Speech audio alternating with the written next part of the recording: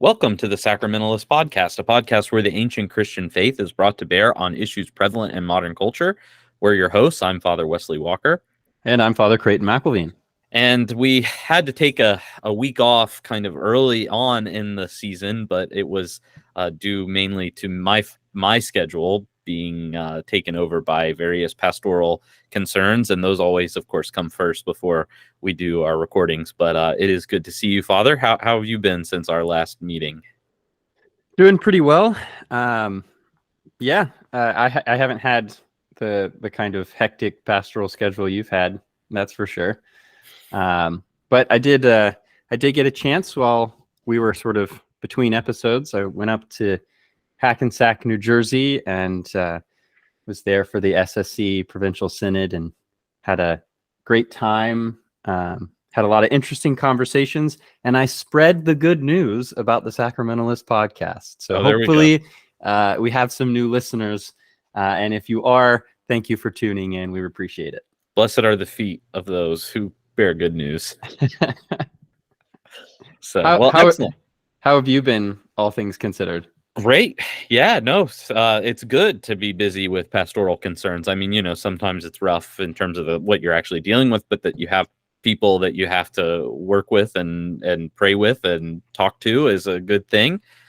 So our parish has begun a reading group over at St. John's College on Sunday afternoons. We've been reading The Great Divorce with the students over there. We're about to read, I think, Justin Martyr's First and Second Apologies and his exhortation to the Greeks, which I'm very excited to read that one with them because that's where he, goes into Sophocles and Homer and Plato and Aristotle and all that. And so it'll be really fun. So we've been doing that and just a ton of other things going on at the parish, which is excellent. Now that we're sort of emerging from COVID and we're getting new people and it's just great, but it's a lot, but in a good way. It's good to stay busy. If I wasn't busy, I'd go crazy. And I drive my wife crazy too, I think so. Yeah, I think that's a good kind of busyness. It is. Especially, I mean, it sounds really interesting what you're doing at St. John's. I definitely think that's fun. You're going to plunder the Egyptians at St. John's College. That's right. That's exactly right. It's been awesome. We have a pretty diverse group. A lot of college ministries' philosophy is to support the students that are there that belong to that particular church or tradition. And we do want to do that, of course, but I think part of our goal, and we talked about this with some of our students who are involved, is that we want to be a little more outward facing and inviting people to discussion and to the table. And that's what we've been doing. It's really been lovely. So there's that. And then my son started school. He started kindergarten. So it's hard to believe that our oldest Jude, who's 5, is going to school every day. He is loving it. And I get to sub some at his school, which has been really fun. So I already have had 2 or 3 days of doing that, which is great. So yeah. So we're just staying really busy. I love it. Yeah, it's crazy. Jude's off to school. I know. It's like, I'm old. You're not that old. That's true. I'm not as old as you are anyways. Right, exactly. Well, we, in our last episode, so long, it feels like it was a long time ago that we recorded and everything, but we talked about the 7 deadly sins, or the 7 capital sins, as Hugh of St. Victor calls them. And so we're going to zoom in on one of those sins today, which is the sin of acedia, or the vice of acedia. And just by way of preface, we should say that a book that is very influential, at least in terms of whatever I'm going to say in this episode, is Jean-Charles Nault's The Noonday Devil, which is all about acedia, the unnamed evil of our times. It's an excellent book. It's definitely something you should read. And my favorite thing about the cover is that there's a quote on it, and it looks like it's just a blurb for the book, but it's actually just an Evagrius of Pontus quote. It totally looks like it's a blurb from some contemporary person commending the book, but then you look at it and it's just a quote from Evagrius. I think he would have good things to say about it, though. Oh, he certainly would. I think he would endorse it heartedly. He would absolutely. So it's a great resource. And so if what we say today kind of piques your interest in this topic, or you feel like this is something you need to explore a little bit more, then maybe start with that book, The Noonday Devil. And that also functions as sort of a footnote for the whole episode. Whenever we say something, if you have read the book, you say, that sounds really familiar. It came from Noonday Devil. So we talked last week about, our last episode, about vices and these 7 deadly sins. And vices, like virtues, are what we call habits of the soul. Habits of the soul. They are the thing towards which we orient ourselves through repetitive actions. So if you want to have good hygiene, you start to brush your teeth twice a day at least, and take a shower once a day, and do all those things, right? And the more you do them, the more, when we see someone who does those things, we say, wow, he's got really good hygiene. And so the virtue is developed through repetitious actions, and similarly, vices are built through repetitious actions. So virtues are those habits of the soul that orient us towards the good, and vices are those habits that disorient us away from the good. They turn us away from the good. They make us pursue lower things as if they were an ultimate end. Yeah, and I think one of the interesting things about this, and we talked about this a little bit in the last episode, but when we think about these sort of patterns of behavior, it's easy to assume that, say, any of the particular vices are, like, say, mortal sins in themselves. But they're not. They're the sort of pattern, the orientation of the life that moves us towards a mortal sin. And the opposite of that is actually very true with the virtues as well. They're patterns of our life, patterns of our behavior that move us towards good, righteous, holy actions and dispositions. And so, sort of peeling back the sort of layers of the onion in the human person to sort of get at what are the things I'm doing that are leading me down a particular path? What are the patterns in my life that are maybe resulting in me being angry? Mm-hmm. That then makes me fall into wrath or speaking badly to my spouse, or whatever the situation may be. And as you pull those layers back, you sort of try to start implementing new patterns of behavior, which take repetition, which take concerted effort of the will to realize. And when it comes to particular vices, I think they're all sort of impactful, but there are kind of big vices. They're kind of ones that encapsulate a lot of things or have a lot of different branches kind of coming from that main root. Pride is definitely one of them. I think anger is one of them. And I think what we're going to talk about today with acedia is another one. Yeah.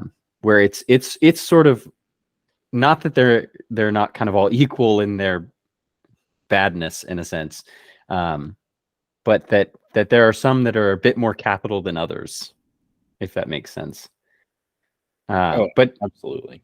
But it takes a lot of self-knowledge and self-reflection to be able to identify and combat these particular vices in our lives. So it takes honesty, it takes critical examination.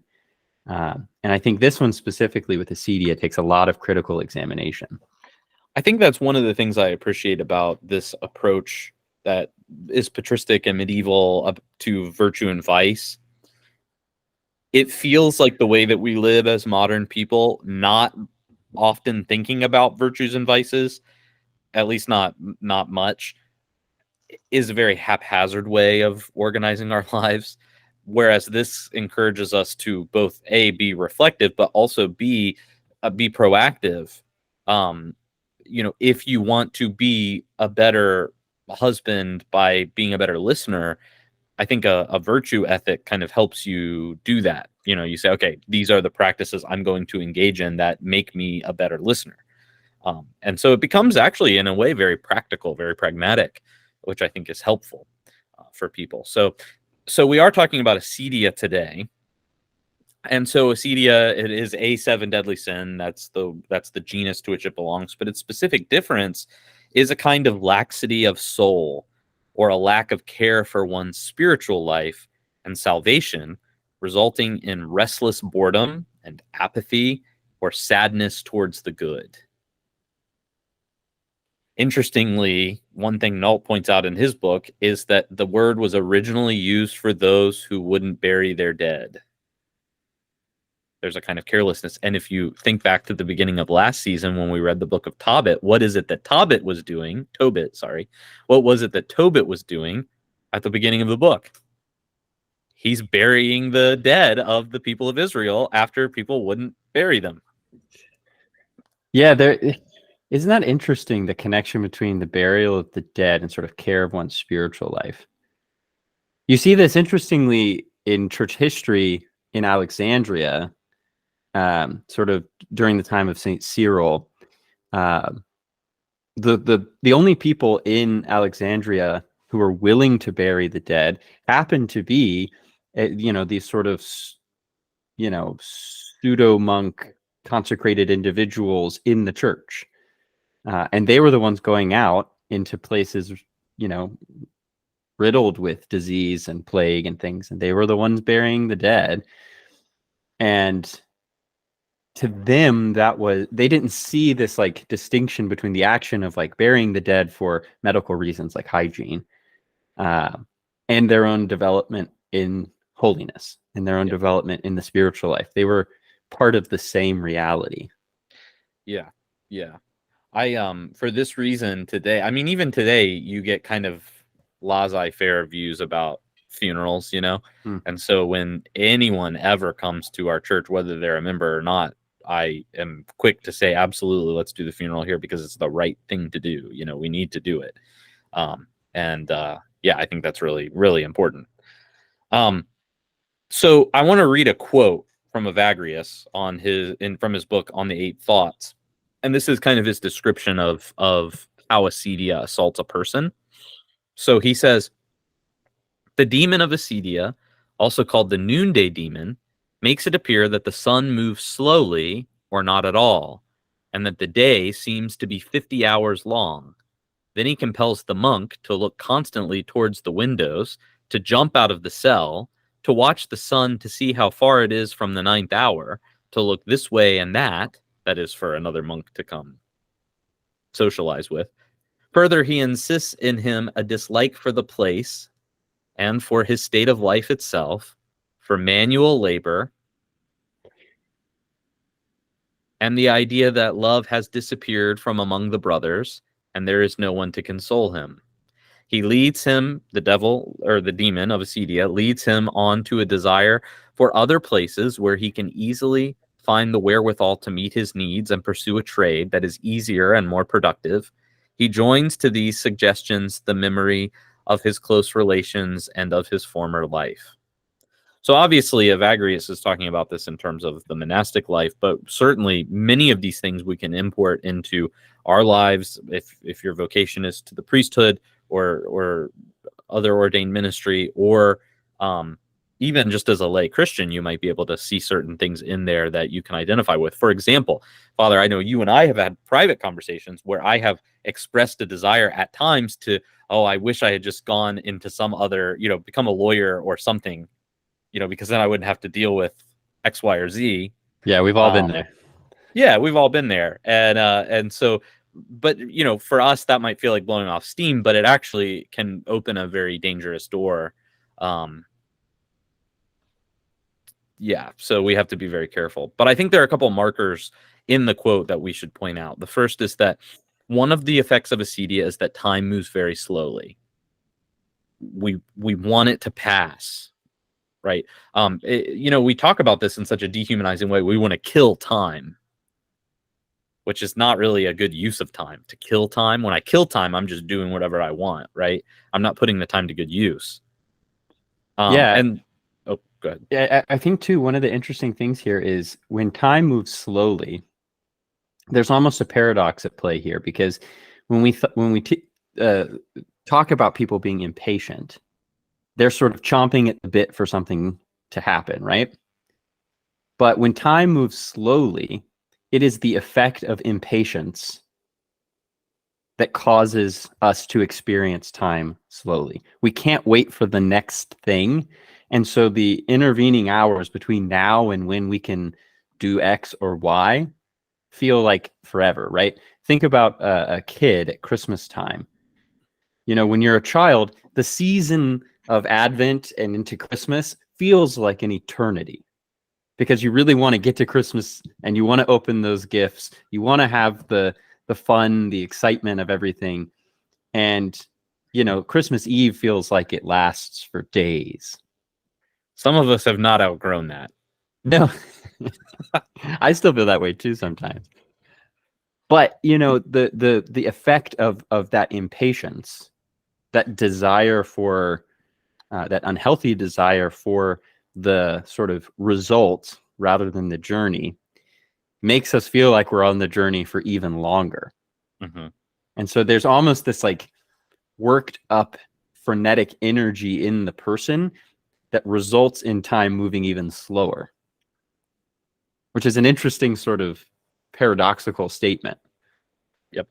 One can imagine why this would be such a problem for the monastics in the middle of the desert in the summer when the sun is, you know, at the peak of its course through the day, and it's taking forever, you know, to just go down. But, you know, I mean, how often do we experience this? I mean, you're at work and it's 2:00 and you're checking the watch every 5 minutes because you want it to be 5:00 and you want to go home. And are you really getting much done when you're in that headspace? Probably not. Probably not the most productive day. So certainly we all can identify with this. Even for those of us who are in clergy, like there are times we started, since our last meeting, we started doing a daily mass. And so every day, either me or the other priest of my parish are saying mass. And there are times when I'm serving and I'm kind of checking my watch saying, okay, this is, you know, it's the same as it was yesterday. Can we just hurry through the canon of the mass and let's get on with our day? But that's not good. That's not good. Another thing. So the first problem is that acedia makes time move slowly. But the second thing is that there's a kind of desire for distraction, a desire to change things up. And really what this is evidence of interior instability, right? So the monk who can't be by himself, he's looking for his friends. Maybe he'll come down the hall and I can make a quip to him, and then he'll make a quip back to me and we'll start talking. That is a way of distracting oneself from the thing that you're supposed to be doing. And again, it's that kind of instability. It's like, I should be aimed at this, but I'm actually wanting to do something over there instead. Yeah, that sort of loss of intentional attention, Mm-hmm. right? You lose that intentionality in the pursuit of the good or whatever, you know, positive thing that you're moving towards. And then let's continue with the example as a monk, you know, the pursuit of holiness, the growth in holiness, and union with God. It's hard. Mm-hmm. It's difficult. It requires a lot. It requires a lot of sacrifice. And, you know, we as human beings don't always like to do the hard work and don't always like to do the sacrificing. And so it's easy to say, well, you know, is an hour of, you know, going down the hall and chatting with brother so-and-so really going to affect things? No, it's going to be fine. And I'm just really tired and really worn out right now. So it'd be really great if I just go do that. And then I'll come back refreshed. But then you kind of don't, right? Mm-hmm. Because that pattern begins to develop and you don't come back refreshed and you are even more, you know, distracted and you lack the attention and the intentionality.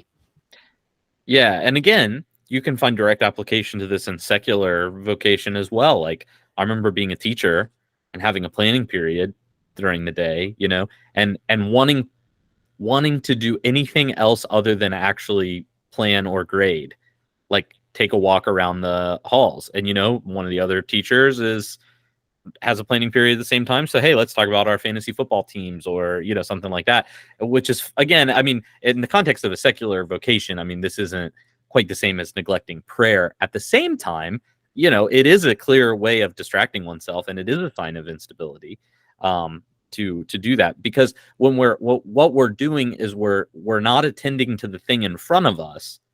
we're attending to, in our minds at least, we're attending to something we would like to be in front of us rather than what's actually in front of us.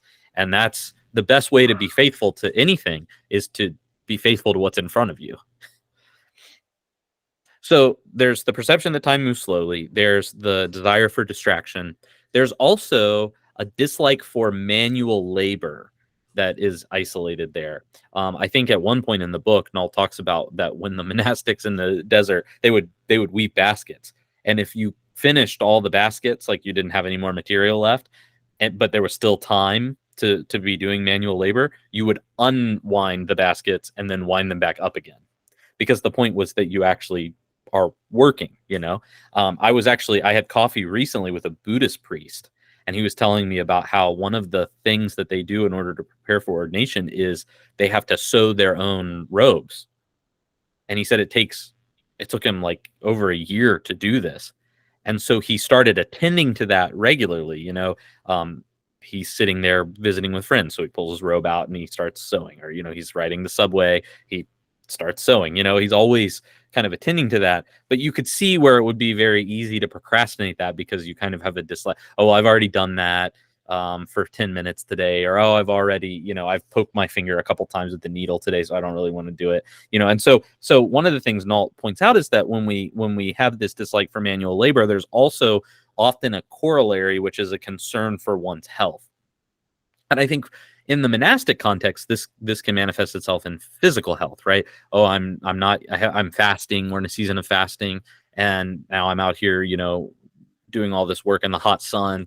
That's not good for me, and so I'm not going to do that. Or maybe I'll let up on my fasting or something like that, right? We negotiate in our own minds, kind of a way to lax our discipline.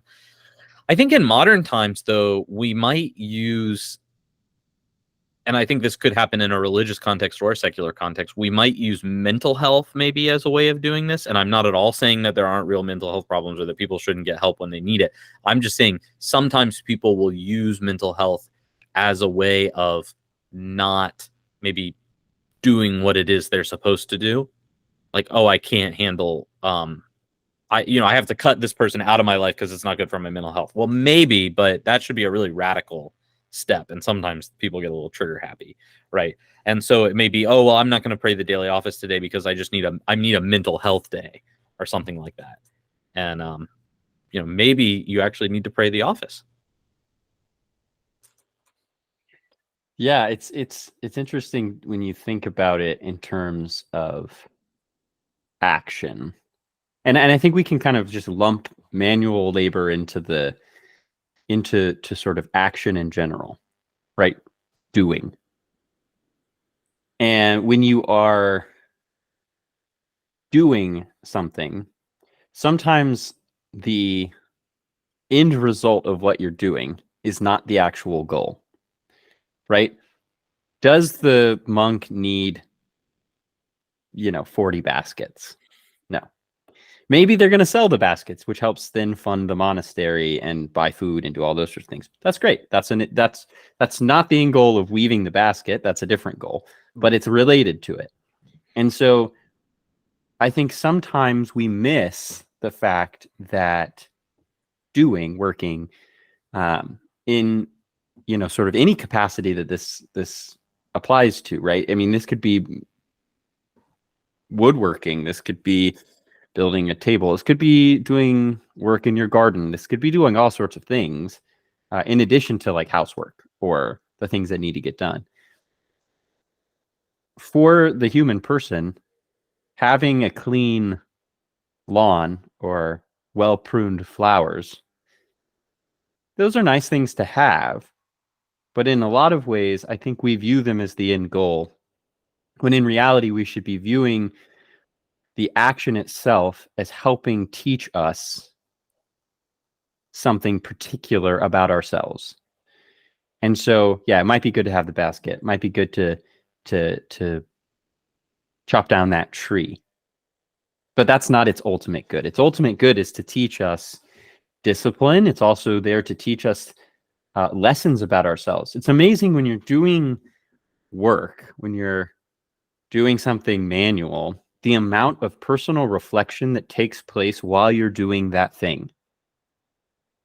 Like go spend a couple hours outside working in your garden, and it's just you. Maybe for this time, don't listen to that podcast. Don't listen to music. Just sort of As be long with as your it's not this podcast. right. You can listen to this podcast, of course, but you can be with yourself and your work, and it's interesting how reflective you become. It's interesting how much you begin to think about things. You begin to think about yourself.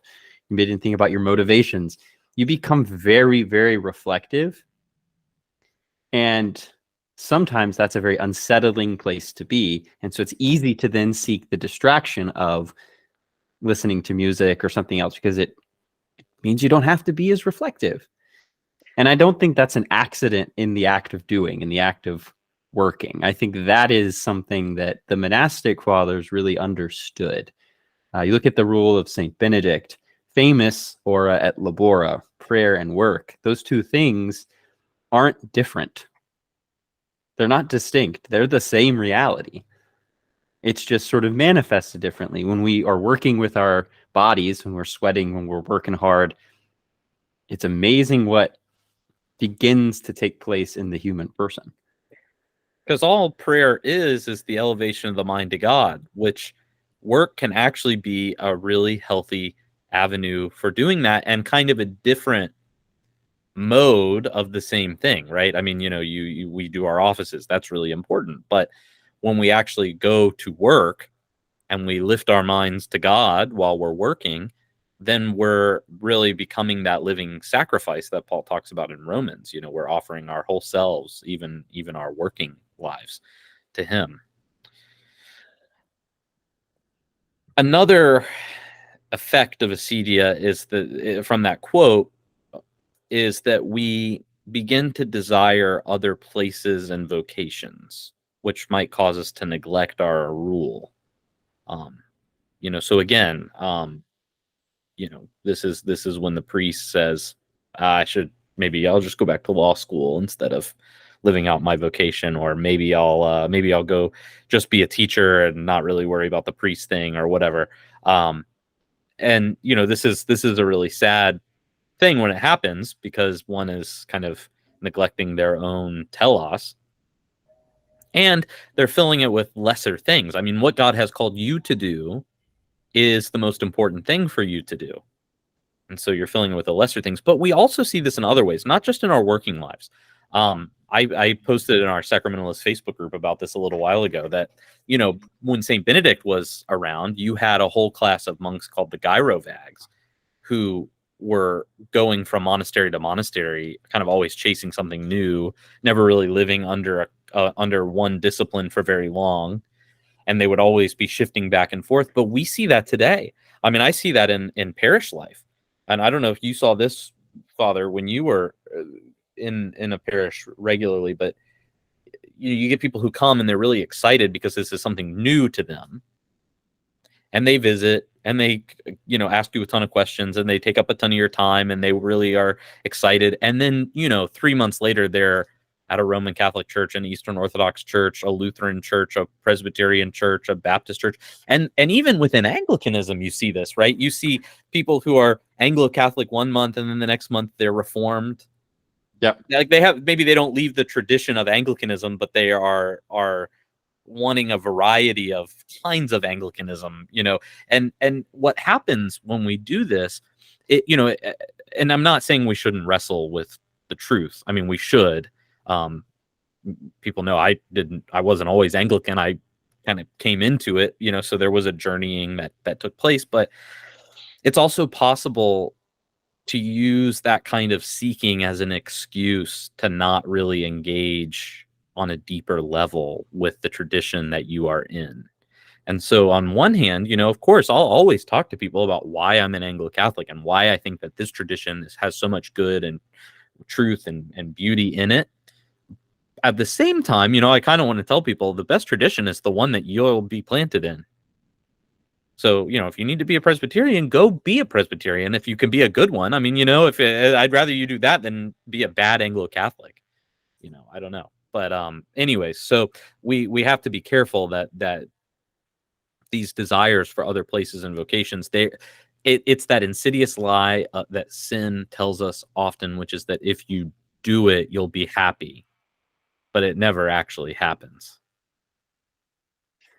Yeah, there's a waywardness to that, being moved by shifting winds, Blown and tossed by the winds, St. James says. Yeah, exactly. That ultimately, sometimes fixedness can be a bad thing, right? We can acknowledge that sometimes it's not the place you need to be, and your sort of stubborn insistence because of fear of change or whatever else is causing it is preventing you from stepping out and pursuing the truth. That's a bad thing. We're not talking about that. But this idea that,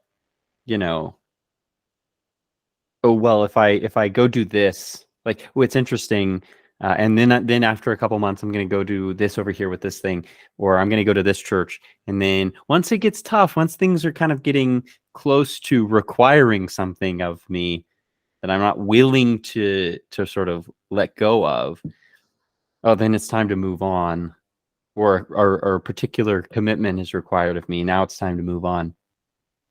And then I'm going to go to this other place because it'll make me happy. Or I like the aesthetic of this other place.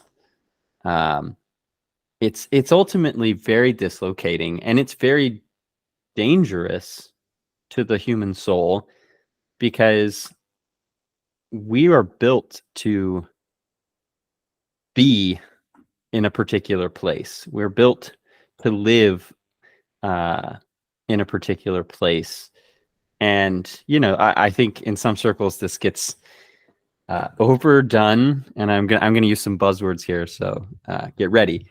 But we really are built to be within a community, and being in a community and having community is not simply there because I like the people that are there and they make me happy. Being in a community is sharing obligations, responsibilities, and intentionalities with other people.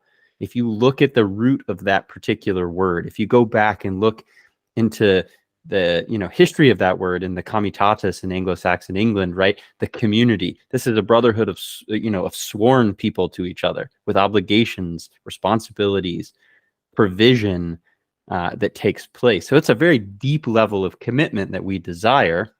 And when we are presented with that, just like we talked about a second ago, when we're presented with ourselves and what's required of ourselves and what maybe we're deficient in, or whatever, through self-reflection, we come face to face with something. We come face to face with something that requires us to move, to be better, to do something. And then we don't want to do it. And so we look immediately for a distraction. We look immediately to change, to go somewhere else, to do something else. And it's like a false sense of activity, right? Because it's acedia. It's ultimately this malaise. It's this non-action. It's this non-entity that's tricking us into thinking we are doing an action. Yep.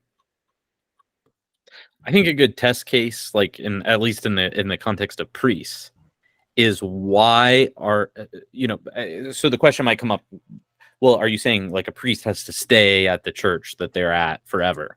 And of course not, right? There are times when it's pretty clear a priest should leave. There are times when probably he should stay.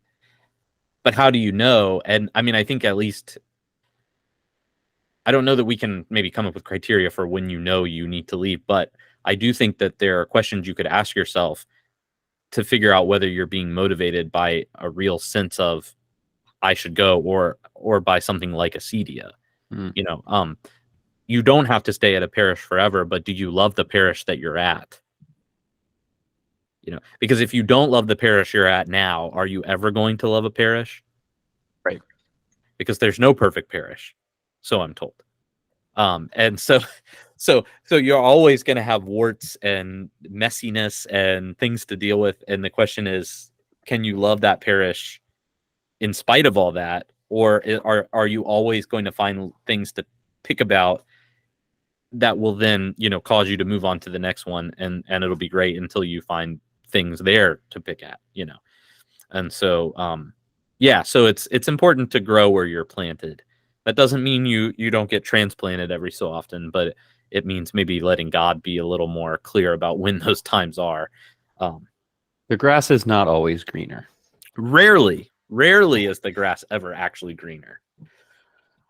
So the final thing, so we talked about perception of that time moves slowly, the desire for distraction, the dislike of manual labor, and the concern for health, the desire for other places and vocations. And finally, the last thing that Evagrius mentioned in that quote is that the demon of Acedia often brings us memories of our former life. Memory of our former life. So obviously in the context of the monk, you might bring up the time when before they were monks. For those of us in the priesthood, it might be remembering the times when you weren't a priest and you had more freedom to do certain things, or in other states of life, like if you're married, it may be the memory of when you weren't married and you were able to date around, or things like that. And so we have to guard against those memories, because it's the same temptation that I was talking about earlier, that temptation to move somewhere new and everything will be great, but it doesn't deliver. It's the same thing, but in reverse. It's looking back at things in your life and saying, that was really great when you could do X, Y, or Z and not have to worry about it. But was that really great? Like, I mean, if you actually with look at those events through the truth, of course, those weren't satisfying or good for you or enjoyable, really. But they may have been good at the time, right? Like a particular state of life that you were in, say, before you were married, may have been the right state of life for you to be in then. But if you went back the person you are now to that moment, it would not be good for you anymore. Right. It's about remembering who you are. And so when you think about who you were, there can be a kind of insidious lie that takes place, because you're not the same person you were then, if you're a priest, if you're married, whatever it is. And so, yeah, we have to be very careful that memory, nostalgia doesn't kind of gum us up so that we can't move forward. We only want to move backwards. It's the same problem, right? In the book of Genesis, like, they weren't to go east. They weren't to go towards Eden. They were supposed to go forward. Right. Out of the garden, to take that mode of being with them into the world. Exactly. Purpose, a telos. So we can appreciate the past. Without the past, you wouldn't be where you are today, but it's not the same thing. You don't want to go back to the past. Now, I think it's important to point out Thomas Aquinas gives us two definitions of acedia in his writing that I think just help fill out the concept a little bit more. So Evagrius's description, I think, is really thorough and really good, and there are tons of parallels to modern ways of being. But I think Thomas's definitions are very succinct and helpful. So his first definition is that acedia is a sadness about spiritual good. It's a sadness about spiritual good. It's saying, I have to pray the daily office today. No, you get to pray the daily office today. It's an exciting thing. And so this Nault says, is a sin against the joy that springs from charity. When we really love something, we have a joy. I get a joy. I got to drop my son off at school this morning and pick him up right before lunch after his half day was over. And there was a great joy that I got to do that. Was it the most convenient thing? No, not really. I mean, I had to pack up my work that I was doing, which was partly planning this episode, and drive to the school and wait for him to come out and all that. But it was such a joy to get to see him and say, hey, how was your day? What did you do? Because I love him, the effect of engaging in that action was joy. But when we are sad about a spiritual good, even if we do the action, we're closing ourselves off from the joy that proceeds from it. So it's is it good to do the daily office even when you don't feel like it? Absolutely. But when you don't feel like it and you do it, kind of dragging your feet the whole time and always checking your watch to see what time it is, or checking your phone or whatever, then you are missing the joy of doing the daily office. And the same is true of Mass or any other liturgical rite that you might be participating in. So I think that first definition is really helpful. Sadness about a spiritual good. A second definition that Aquinas offers is that acedia is disgust with activity. It's sluggishness that prevents us from acting. This is when the alarm goes off and you are wanting to stay in bed, even though there's a lot you have to do. Yeah, I like thinking. I mentioned this in the last episode. The way kind of Chaucer refers to this as like a peevishness. Yeah, peevish. You're annoyed. You're like, why is that happen? Why do I have to go do the thing? I don't want to do that. Yep. You get crabby about it. You get annoyed and peevish and testy about I have to go do that thing. Which Yep. I mean, let's be, very frank here. I mean, we are talking about monks and things like that, but this applies to every single human person, right? We all experience this. And to the degree that you're capable of recognizing something as a spiritual good, it's still taking place, right? Going and working so that you can provide for your family and all these sorts of things. That's ultimately a spiritual good in itself. Like, and you don't want to go do it, and you're annoyed that you have to do it. I mean, that's what this is. That's acedia. So it's not just that we're thinking about these sort of lofty ideals of the monastic life or the lofty ideals of the holiness of the priesthood or something like that. I often feel this way about certain things associated with ministry that I don't particularly love doing, right? And this is pretty common, right? I don't love doing administrative stuff.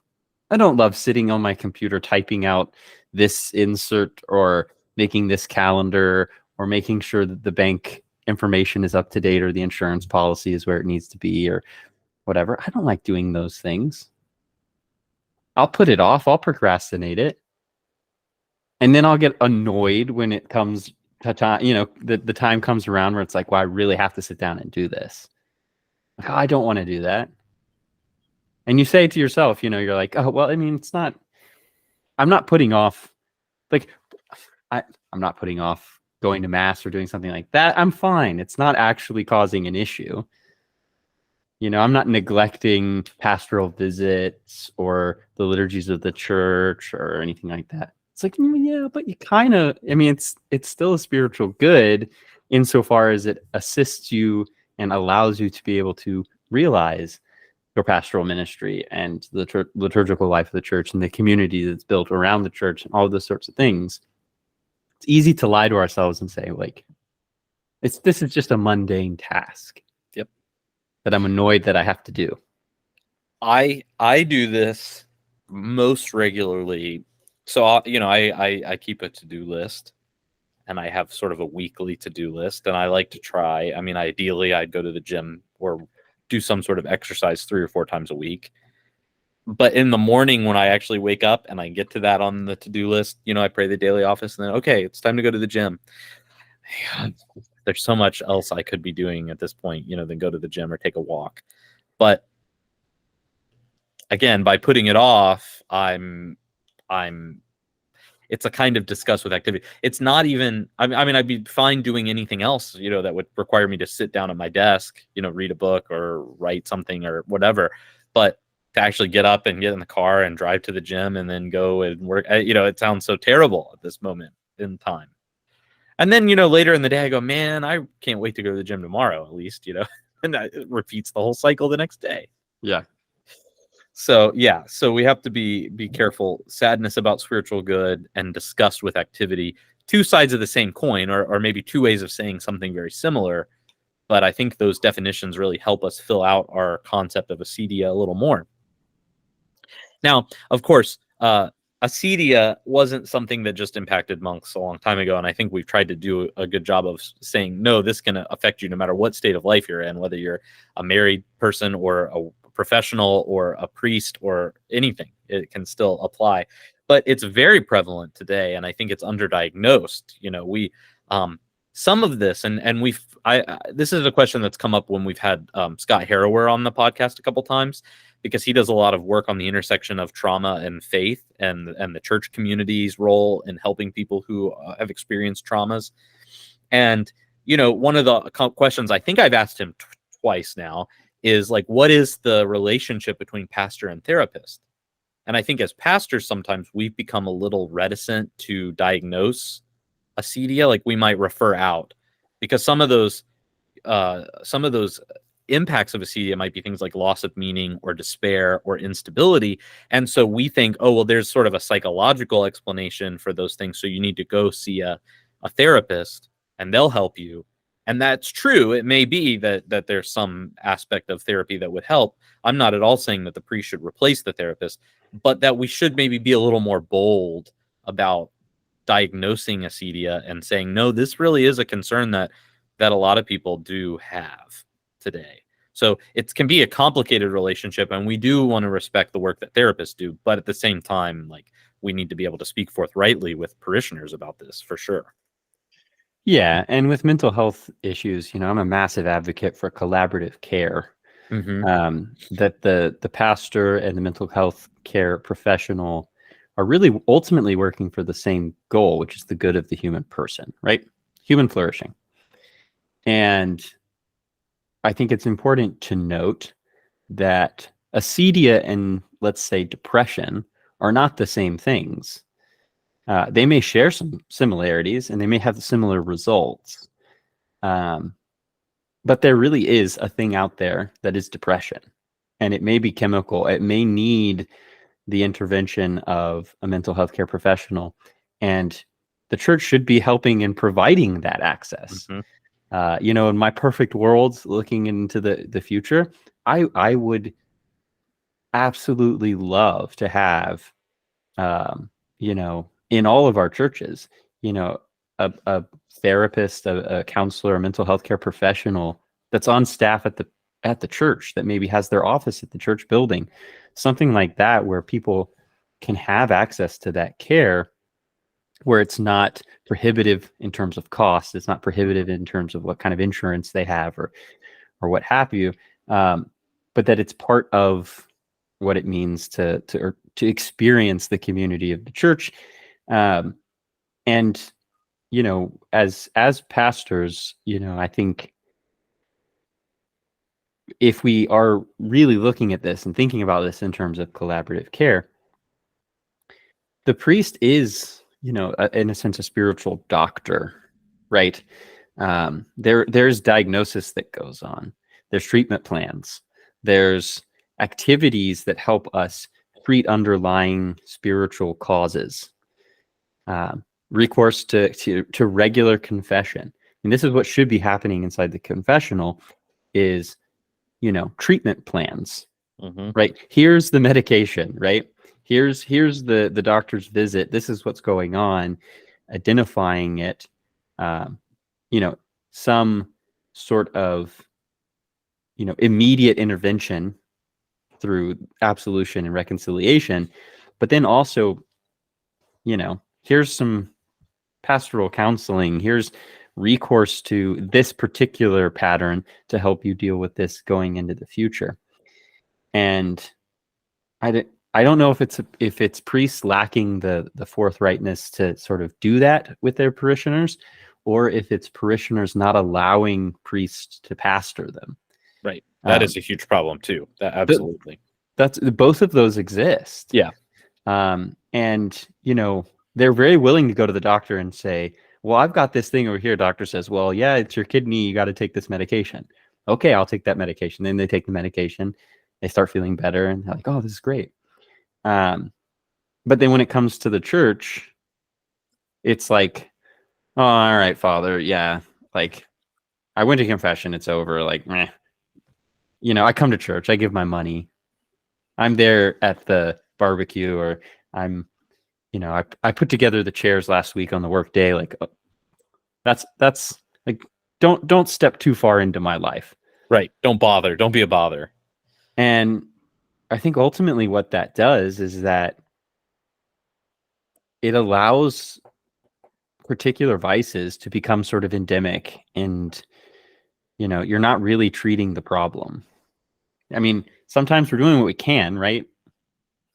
But people have to let us pastor them. Symptom management is not treatment. Right. That might be the first step, but that's Right. not the end goal, right? Right. Right. At a certain point, you have to ask yourself when you're going to confession, why do I have to keep coming back here and saying the Exactly. same things? Exactly. Yes. Yes. Now, so there's certainly this aspect of sort of pastoral relationships to parishioners and to the field of therapy, but there's also, I think, another reason why people haven't really heard the term acedia, or why we don't really use that language very often in the church today, and that is all because of William of Ockham, where most bad things come from. And William of Ockham, of course, was a medieval scholastic, kind of high scholastic, and for most of church history, the concept of freedom was taken to mean the ability to choose the good in the person. So you were free when you could choose the good. And there's a kind of art to that, it's not purely a scientific right wrong. There's also a kind of how is it good? How do I do what's good? So it is a freeing thing to be able to do that. Occam came along and popularized the idea of a liberty of indifference, which makes liberty basically the equivalent of exertion of will. So the example I always use is like for William of Ockham and someone who kind of thinks like this, the fact that there's 20 kinds of bread at the grocery store makes you more free than if there was only 15 kinds of bread at the grocery store. It's like, well, I don't know. I mean, in some ways, that's probably too many kinds of bread at the grocery store. But that's his shift, is that freedom exists before the act of the will. Whereas in the classical tradition, freedom and will were sort of in lockstep with each other, aiming towards an objective. So for Occam, because of that, because the will comes first, you have to ask, like, why should I do anything? And the answer comes purely from the law, right? The law takes on this kind of external, it's called extrinsicism. The law takes on this external significance because it tells you what's good. Something is good because the law tells you it's good.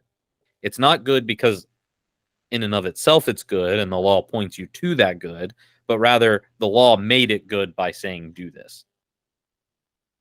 And that is, well, actually, it fails the Euthyphro dilemma, right? I mean, in terms of being arbitrary, it's totally arbitrary. And it paves the way for the sort of deontological ethic of someone like Kant, that just doing your duty is what's ethical. So you as a father, you should make sure your child is picked up from school. You don't pick them up because you love them.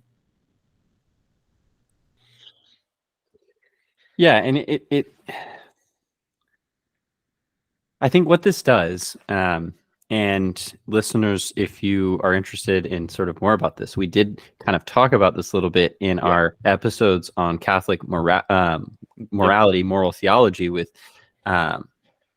Father Pincare's book on Catholic moral theology. It's a 2-part episode, if I remember correctly.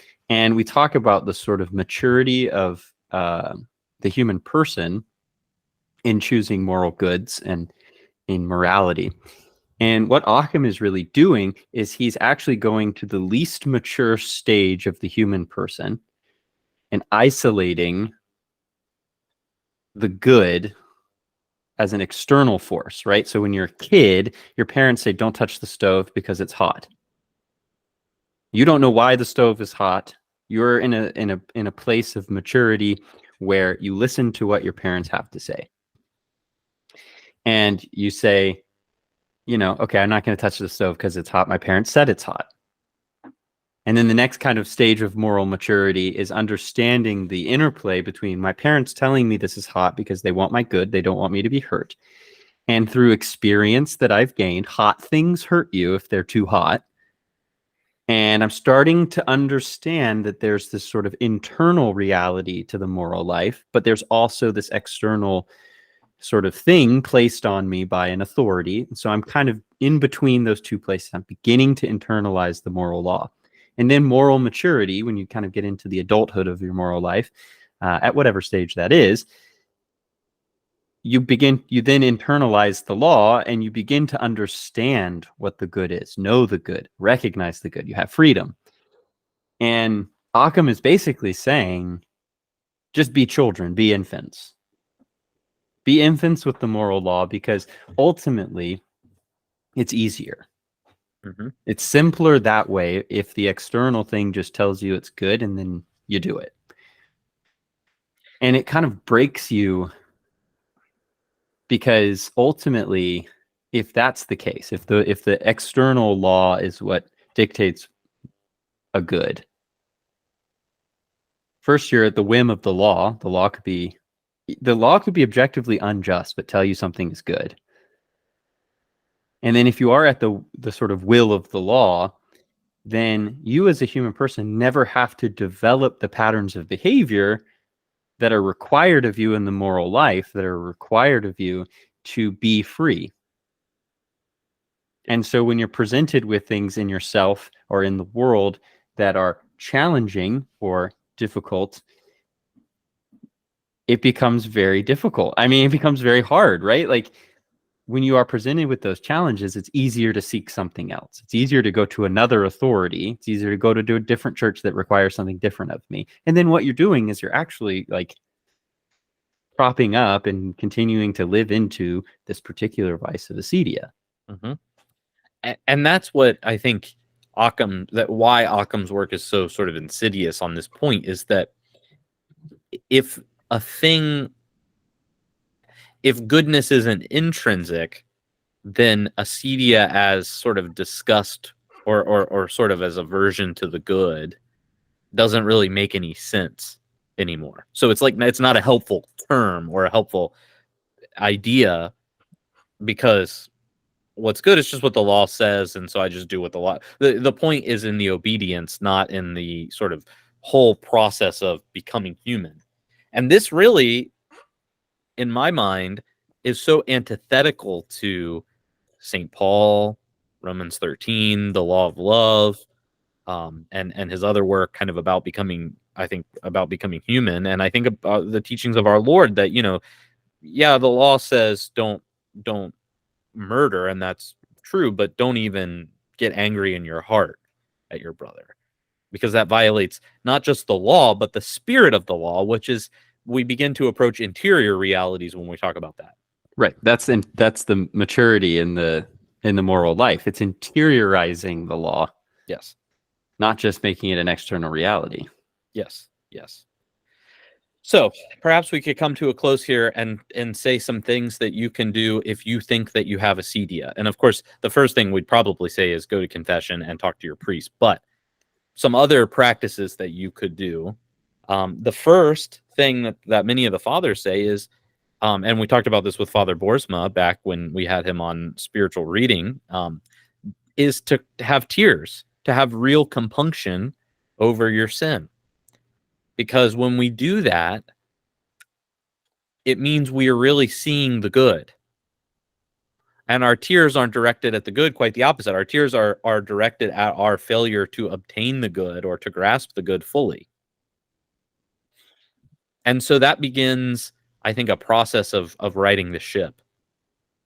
Missed opportunities. Like I said, it's little things, I mean, there are days where I'm distracted. Like, I'm tempted to look at my phone during the office at times, and, I could always rest in the fact that, yeah, I said the office, but I can mourn the fact that I didn't get the fullness of it because I was distracted. So actual compunction, actual contrition is a good thing to have to fight acedia. Yeah, and I think too, we talked about working and praying, and that sort of idea of perseverance is important to sort of do the thing, right? If you don't feel like doing it, you just need to do it. Begin small steps. Take the steps in the right direction. I think people think that the spiritual life is these grand things where we make these leaps and bounds in development and growth, and they miss the fact that development, growth, and holiness and in the spiritual life is small, consistent things. Yep. Right. And that kind of goes to the other point, the next point of attending to small things. Take the time to do the small things. And do them well, I think, is Right. the big thing too. Do them with Yeah. excellence, not just do them, but do them with excellence.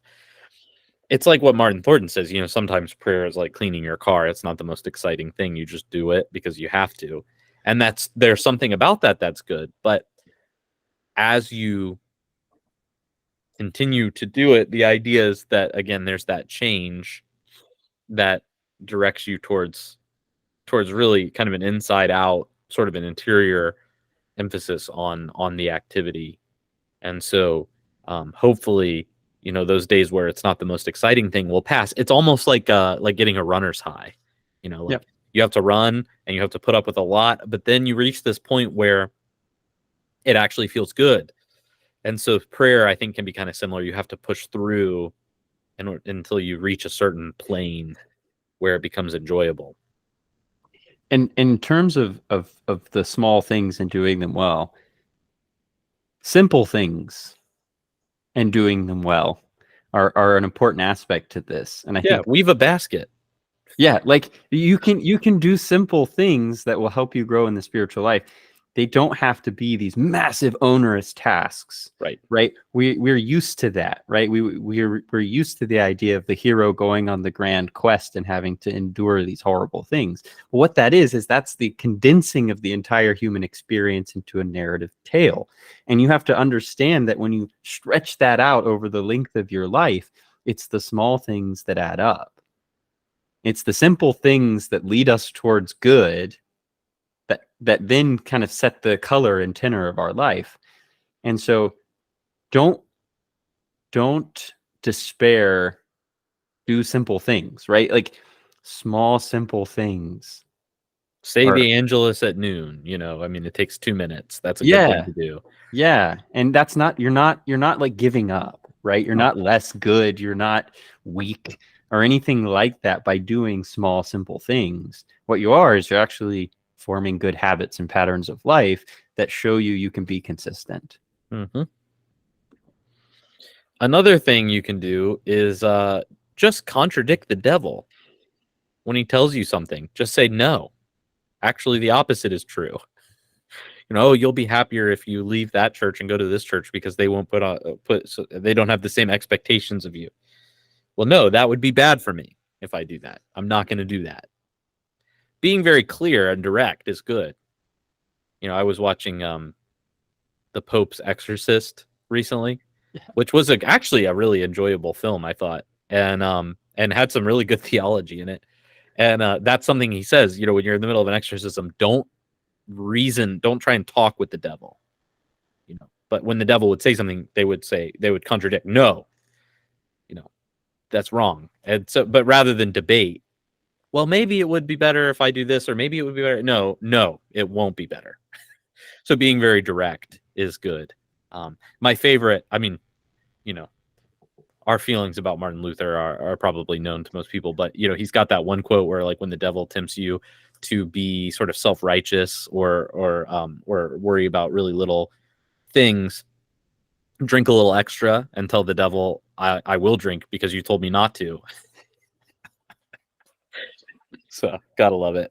Finally, one of the other important things we can do is memento mori. Memento mori. Remember that you will die. And this brings significance to the present when we do that, right? So if I just conceive of my life as a series of unconnected moments that don't go anywhere, then the present moment is whatever I want it to be. It's chaotic. There's no real purpose to it.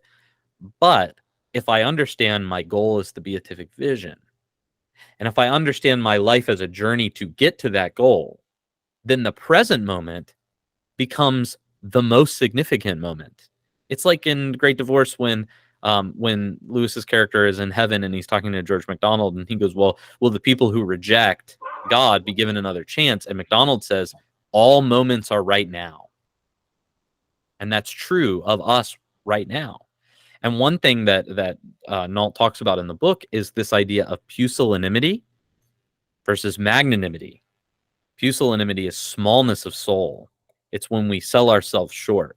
It's when we say, oh, life is really not that important, or there's, I'm not really doing anything that important. I'm just a lay person. I'm just a parish priest. I'm just whatever. But magnanimity is realizing the greatness to which we are called, our vocation, which is the beatific vision ultimately. And so we remember that we will die, that we only have a finite life. And so the moment that we feel drags on for forever goes from being an intolerable burden to an opportunity for us to progress towards holiness. Just by way of demonstration, I have this rosary here too. It's skulls. That's your memento. That's my Mori memento rosary. mori rosary. Yes, I love it. That's very metal of you. It is very metal.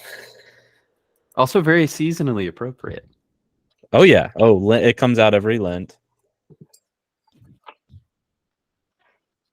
So yes. So compunction, perseverance in ora et labora, attending to the small things with excellence, contradicting the devil, and memento mori. Those are 5 things that you can do if you ever feel like you're being assaulted by Acedia. And of course, also go to confession and talk to your priest. Absolutely. Well, this was a fun conversation. Do you think we solved all the problems? I think we solved all the problems. No one will ever struggle with Acedia ever again. So that's perfect. good to know. Especially us, because we never struggle with Acedia. Yeah, I don't know what you're talking about. So anyways, well, we can distract ourselves by talking about what we're into. So Father Creighton, what are you into these days? Well, since, it's September, which means obviously it's close to Halloween. Yeah, I just I like a good horror movie, or a horror show, and so I've been recently, Margaret Ann and I have been watching The Haunting at Hill House again, which was actually filmed just down the street from us. I remember when it was being filmed, I actually went out and watched some of the stuff they were doing. It was pretty cool. The funeral home that's in the show, if you have watched it, that's actually an inn, the Whitlock Inn, which is just down the street from us. Beautiful old home. But the show's great, and I'm a real big fan of the Flaniverse, which is the writer and director Mike Flanagan. He's done The Haunting at Hill House, The Haunting at Bly Manor, Midnight Mass, The Midnight Club, and he should have a new one coming out soon. It's going to be a version of the Fall of the House of Usher, which I'm very excited about. Yeah, fun show, and he does some really interesting things in terms of religious reference in some of his shows. That it's really interesting. He's one of those directors where you can tell was raised in the church, and definitely knows what he's talking about. Not entirely sure he believes anymore about those things, but he definitely takes them seriously, which I think is an interesting trait to have. But yeah, it's a fun, spooky season sort of thing to watch. But Father Wes, what are you into? What have you been into? Oh gosh, I don't know. Things have been moving along so quickly that it's been hard to really do a ton of fun things. But I guess one thing I would say is football. But I don't mean American football, which I'm pretty sure I've said a couple times. I mean actual football, English football. That's right. This would have made more sense if we had recorded on our original date, because we were supposed to record last Monday, and I had a pastoral emergency that I had to take care of. I am a West Ham United supporter, and we drew the first match of the season, and then we won the next 2, and I was really excited. And then we lost this past Saturday to Man City, unfortunately. So but I'm still into it because we're still playing well, and it's so fun to watch. I got to go to my first English Premier League game here in Washington, D.C. over at FedEx Field, which isn't in D.C., it's in Maryland. But Chelsea was playing Fulham, and one of the parishioners at our church is a big Chelsea supporter, so he bought tickets and invited me to go with him. I don't like Chelsea either, but it was a really fun experience. So I've just been really into that and watching the beautiful game lately. It's just a very artful sport, and I really have come to love it. I'll pray for your parishioner that he would come to enlightenment. And he would really choose the good, which is not Chelsea. Well, being a Chelsea fan is its own sort of punishment these days. Small victories, small joys. That's right. It's purgatory. But yeah, Chelsea. No, thank you. No. Come on, you Irons. So anyway, and the nice thing. I mean, it wasn't nice for you as a West Ham supporter, but I was uniquely cheering for West Ham playing City because if City lost, that would have been fantastic. Fantastic. Now, Father, you have to tell everybody who you support. I'm a Tottenham Hotspur fan. Don't shake your head at me. At least it's not Liverpool or something worse. That's true. Or Arsenal or something like that. Yeah. Sure. Yeah. Fair. Hey, well, that's the Spurs. We've had our ups and downs. That's true. We've been through it. That's true. I can appreciate the Spurs more than some of the other teams that a lot of people like. So that's true. Well, this has been the Sacramentalists Talking Soccer. Yeah, join us again next week where we have a full episode on just English talking football. Soccer.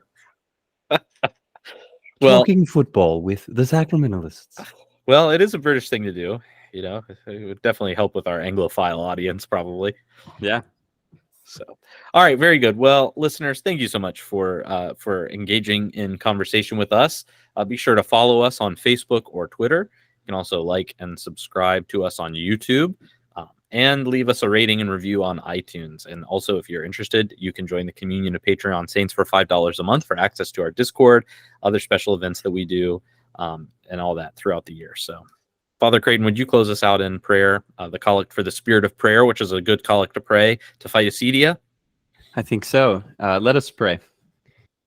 Almighty God, who pourest out on all who desire it the spirit of grace and of supplication, deliver us when we draw nigh to thee, from coldness of heart and wanderings of mind, that with steadfast thoughts and kindled affections we may worship thee in spirit and in truth. Through Jesus Christ, thy Son, our Lord, who liveth and reigneth with thee in the unity of the Holy Ghost, ever one God, world without end. Amen. Amen.